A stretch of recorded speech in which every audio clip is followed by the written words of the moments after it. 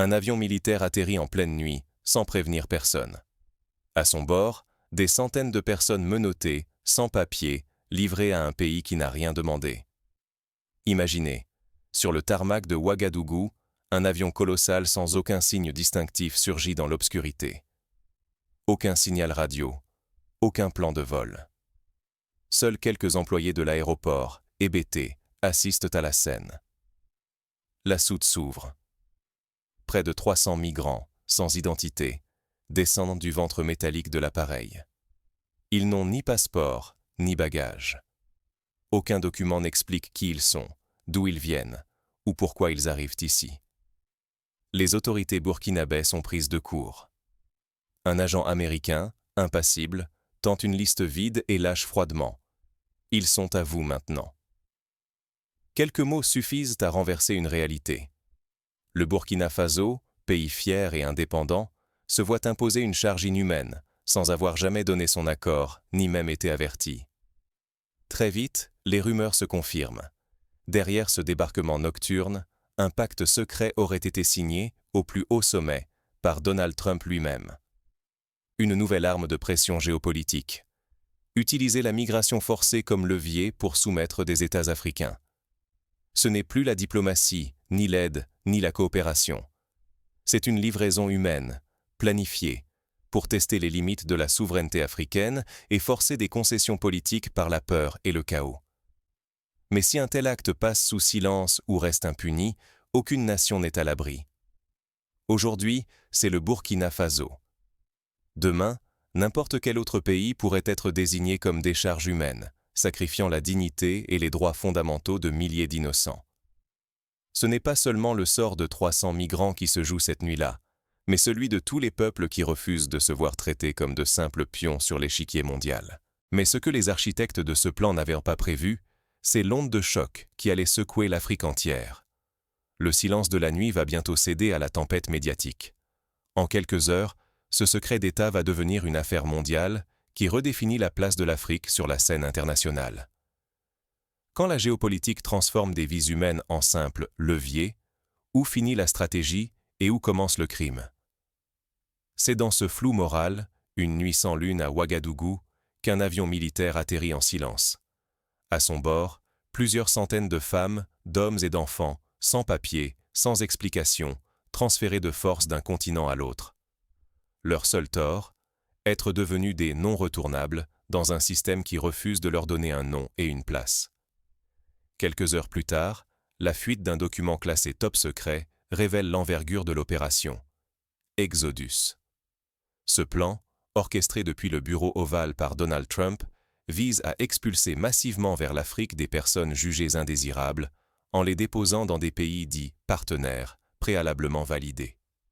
Sauf que cette validation, pour le Burkina Faso, n'a jamais existé.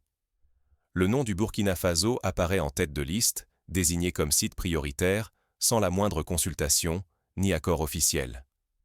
Pour Washington, ce n'est pas une négociation, c'est une stratégie de levier. Des vies humaines deviennent des pions, des variables d'ajustement dans un bras de fer diplomatique et cynique. Face à cette brutalité, la riposte ne tarde pas. Dès la fuite du manifeste, les autorités burkinabées publient un communiqué ferme. Notre pays n'a pas autorisé ces débarquements. Le Burkina Faso n'est pas la décharge d'empires échoués. L'indignation est immédiate, et le refus de servir de zone de relégation s'affiche au grand jour. Les images qui circulent sur les réseaux sociaux sont glaçantes. Des hangars grillagés, des familles entières entassées, gardées par des mercenaires anonymes. Personne n'a droit à une assistance juridique. Les regards sont perdus, certains n'ont jamais entendu parler du Burkina Faso avant ce vol clandestin. En Afrique, la société civile se soulève. Des veillées s'organisent devant les ambassades américaines. Les réseaux d'avocats africains saisissent la Cour africaine des droits de l'homme. Les débats juridiques se multiplient. La déportation de migrants sans droit, vers des pays qui n'ont rien demandé, viole-t-elle le droit international? Les défenseurs des droits humains, eux, parlent déjà de traite géostratégique. Accepter de tels agissements, c'est ouvrir la porte à la déshumanisation, à l'ingérence systématique, à la négation des principes fondamentaux de justice et de souveraineté. Chaque vol qui atterrit, chaque visage derrière les barreaux, pose la même question. Jusqu'où l'humanité peut-elle être instrumentalisée pour servir les intérêts d'une puissance? Mais ce qui commence comme une manœuvre d'intimidation va basculer. La crise, en quelques jours, dépasse tout ce que ces architectes avaient prévu. Et derrière la confrontation politique, c'est une bataille pour la dignité universelle qui s'engage. Dans les heures qui suivent, la riposte burkinabé prend une ampleur exceptionnelle, entraînant la société civile africaine dans une mobilisation sans précédent. Quand la politique s'efface, il ne reste qu'une question brûlante.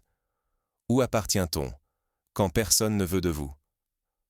Une nuit, une vidéo bouleverse tout. On y voit un jeune homme, à peine âgé de 20 ans, face caméra. D'une voix brisée, il confie « Je suis né dans le Bronx. Ce pays ne me veut pas. L'autre non plus. Où est ma place ?» Ces mots simples font l'effet d'une onde de choc. En moins de 24 heures, la vidéo devient virale à travers l'Afrique. Les réseaux saturent de témoignages, de messages de solidarité, d'appels à l'aide. À Ouagadougou, à Dakar, à Lagos, de simples citoyens organisent des veillées. Des bougies s'allument devant les ambassades américaines, des marches silencieuses rassemblent des milliers de personnes. Les pétitions circulent, recueillant des centaines de milliers de signatures. L'indignation devient collective. Très vite, c'est toute une mosaïque de voix qui s'élève. Les leaders religieux, musulmans et chrétiens, dénoncent d'une seule voix le mépris de la dignité humaine. Les juristes africains décortiquent les traités internationaux, pointant du doigt l'illégalité flagrante de ces déportations. Dans les universités, les étudiants défilent, yeux bandés, symbolisant l'absence d'identité et de reconnaissance. Les communautés locales, malgré la précarité, s'organisent pour accueillir ces inconnus, leur offrir des repas, un abri, parfois juste une présence humaine. Mais la crise prend une dimension encore plus sombre lorsqu'une deuxième fuite éclate. Cette fois, ce sont des documents internes de l'agence ICE qui circulent. Dans ces rapports, les migrants sont désignés comme des unités, à la valeur négligeable mais contenue. Burkina Faso apparaît en rouge sur une carte, étiqueté comme pays absorbant. Le cynisme bureaucratique atteint son paroxysme. Face à cette avalanche de révélations, la réaction internationale ne se fait pas attendre. Les Nations Unies condamnent officiellement les transferts forcés. Amnesty International parle d'un déversement humain prémédité. Les médias du monde entier relèvent l'affaire, mettant la Maison-Blanche sous pression. En quelques jours, la crise dépasse le strict cadre migratoire. Elle devient un combat universel pour la dignité, la souveraineté et le respect fondamental de la personne humaine. La tension est à son comble. Si la mobilisation fléchit, un précédent terrifiant risque d'être posé. Demain, n'importe quel pays pauvre pourrait devenir la décharge humaine des puissants. Mais cette fois, le continent refuse de baisser les bras. La crise au Burkina Faso n'est plus seulement une affaire nationale, c'est l'Afrique tout entière qui se lève pour transformer l'humiliation en combat. Pourtant, le Burkina Faso ne va pas se contenter de résister. Il va surprendre le monde entier par une riposte créative et audacieuse qui va retourner la logique de la crise contre ses instigateurs. Et si l'Afrique cessait enfin d'être la poubelle de l'histoire pour devenir le laboratoire mondial de la justice migratoire? Le matin suivant l'atterrissage du vol secret, le président Ibrahim Traoré s'adresse solennellement à la nation et au monde. Face aux caméras rassemblées devant l'Alliance des États du Sahel, il martèle « Nous ne serons pas la fosse de vos conséquences humaines. Notre sol n'accueillera pas les rejets de l'arbitraire mondial. » Ce discours, historique, fait le tour du globe en quelques heures. L'indignation se transforme en action. Les dirigeants du Burkina et de la région lancent le tout premier fonds continental pour la dignité des réfugiés. Un instrument inédit pour soutenir à la fois les victimes et les communautés d'accueil, financé par des dons publics et privés, y compris de la diaspora africaine mobilisée sur tous les continents. Mais la riposte ne s'arrête pas là. Le Burkina Faso dépose officiellement une plainte devant l'Organisation des Nations Unies pour violation grave du droit international et appelle à la création du Tribunal international pour la justice migratoire. Une instance chargée de juger les États et entreprises complices de déportation levier. Dans la foulée, une vague d'unité sans précédent secoue le continent. Plusieurs gouvernements africains ferment symboliquement leur espace aérien à tout vol non autorisé transportant des migrants. Des lois d'urgence sont votées interdisant tout débarquement sur leur territoire sans traité explicite, transformant la riposte africaine en un véritable pare-feu juridique inédit à l'échelle mondiale. Au fil des jours, des journalistes et magistrats africains révèlent l'ampleur de la machinerie clandestine derrière l'opération américaine. Une enquête conjointe met à jour des contrats secrets avec des sociétés occidentales de sécurité, des sociétés écrans organisant la logistique et des versements dissimulés à des intermédiaires locaux. Les preuves s'accumulent, l'indignation grandit. L'Afrique refuse de se taire. Rapidement, l'effet domino s'enclenche. Inspirés par le courage burkinabé, d'autres pays votent le Sovereign Migration Defense Act, une série de lois qui sanctuarisent la souveraineté migratoire et interdisent toute externalisation de la détention ou de la déportation sans contrôle parlementaire. Un nouveau socle juridique, fruit des luttes panafricaines, se construit sous les yeux du monde. Les diasporas africaines, des quartiers de New York à Johannesburg, se mobilisent. Pétitions, campagnes médiatiques, appel à la solidarité. Le scandale fédère au-delà des frontières. Désormais, c'est l'Afrique qui impose le débat, devenant moteur moral et juridique d'une nouvelle ère du droit international face à la marchandisation des vies humaines. Mais la tension reste palpable. Si ce sursaut échoue, il ne restera qu'un précédent, celui d'un continent trahi et d'un droit international piétiné par les puissants. Pourtant, pour la première fois, l'édifice du rapport de force semble vaciller. L'onde de choc dépasse l'Afrique. Le monde assiste à la naissance d'un nouvel ordre fondé sur la dignité. Mais jusqu'où cette résistance pourra-t-elle tenir face aux pressions internationales et aux manœuvres des États-Unis? Transformer chaque blessure en témoin. Quand la solidarité redéfinit l'appartenance. Là où certains voyaient un fardeau, le Burkina Faso a vu l'humain.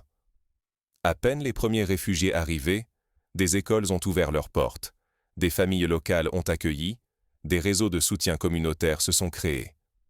Chaque geste, du partage d'un repas à l'écoute d'un récit, a tissé un fil d'inclusion, refusant de réduire ces vies à de simples chiffres ou à un problème à gérer.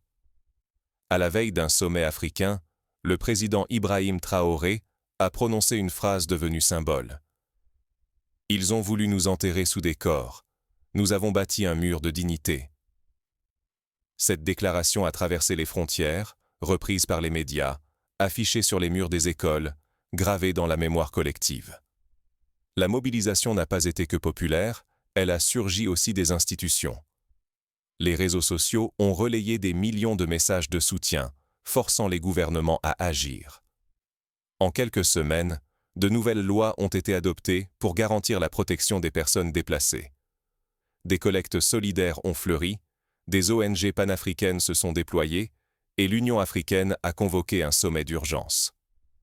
L'élan de solidarité a dépassé les clivages, ralliant agriculteurs, enseignants, commerçants et jeunes volontaires. Pour la première fois depuis des décennies, l'Afrique n'est plus seulement un point de départ vers l'exil. Elle devient un refuge, une terre de renaissance pour ceux que l'on croyait perdus ou indésirables. Ici, les déplacés trouvent non seulement une sécurité physique, mais aussi une dignité retrouvée, une appartenance nouvelle. Les histoires individuelles nourrissent un récit commun, porteur d'espoir pour tout un continent. Au cœur de cette transformation, la dignité humaine s'impose comme principe non négociable. Face à ceux qui traitaient les migrants comme une monnaie d'échange, la réponse est implacable. Nous ne sommes pas des marchandises. Les politiques migratoires changent de cap, plaçant le respect, la justice et l'hospitalité au-dessus de tout calcul géopolitique. Mais ce choix ne va pas sans risque. Accepter ce tournant, c'est refuser de subir l'histoire et choisir de la réécrire, ensemble. Chaque décision prise aujourd'hui dessine le visage du continent pour les générations à venir. L'urgence n'est plus seulement de répondre à une crise, mais d'affirmer un leadership africain nouveau, capable d'inspirer le monde. Reste une question. Que retiendra-t-on, collectivement, de cette crise transformatrice? Comment transformer cette victoire de la dignité en héritage durable? Ils ont déplacé des corps, mais c'est l'histoire qui a bougé. Ce n'est pas seulement un avion qui a atterri sans lumière ni identité, c'est une frontière invisible qui a été franchie, celle de la dignité humaine. Quand, sous le ciel noir du Burkina Faso, près de 300 personnes ont été larguées comme de simples colis politiques, le choc a réveillé bien plus qu'un peuple. Il a dévoilé l'arrogance froide d'un pouvoir prêt à marchander des vies pour servir ses intérêts. Mais face à cette brutalité, la réaction n'a pas été la soumission, mais l'insoumission. Le Burkina Faso, soutenu par tout un continent, a refusé de rester silencieux. En refusant ce rôle de terrain vague où l'on relègue l'inutile du monde, les Burkinabés ont rappelé une vérité simple. Aucune vie n'est jetable, aucune nation n'a apporté la honte d'autrui. La responsabilité qui pèse aujourd'hui n'est pas seulement sur les épaules d'un président ou d'un ministre, mais sur chacun de nous. Refuser l'indifférence, c'est choisir d'écouter la voix de ceux à qui tout a été retiré, sauf leur humanité. Porter la voix des sans-voix, c'est dénoncer la logique qui veut que certains soient réduits à de simples leviers, et rappeler que, partout, la dignité n'est ni négociable, ni exportable. À travers ce scandale, l'Afrique ne s'est pas contentée de réagir. Elle a imposé de nouveaux standards. Par des mobilisations spontanées, des recours devant les tribunaux, des veillées de solidarité et un refus net de l'humiliation, elle a montré que la souveraineté commence par le refus de l'injustice. Que chaque peuple, aussi petit soit-il, peut tracer une ligne rouge, et que cette ligne, une fois franchie, redessine le monde. Ce n'est pas seulement l'honneur du Burkina Faso qui se joue ici, mais celui de toute l'humanité. Car là où la marchandisation des vies s'organise, la résistance doit s'inventer. Là où certains bâtissent des murs, d'autres ouvrent des brèches. Il ne s'agit plus simplement de politique, mais du choix de civilisation. Accepterons-nous que des vies soient utilisées, transférées, anonymisées, pour servir de monnaie d'échange? Ou choisirons-nous d'être du côté de la dignité, de la justice, de la mémoire? L'histoire retiendra que, cette nuit-là, ils ont voulu déplacer des ombres. Mais c'est la lumière de la résistance qui a traversé les continents. Ce combat n'est pas terminé. Il ne fait que commencer. Reste à chacun d'en décider. Rester spectateur ou devenir acteur d'un monde où plus personne n'est abandonné.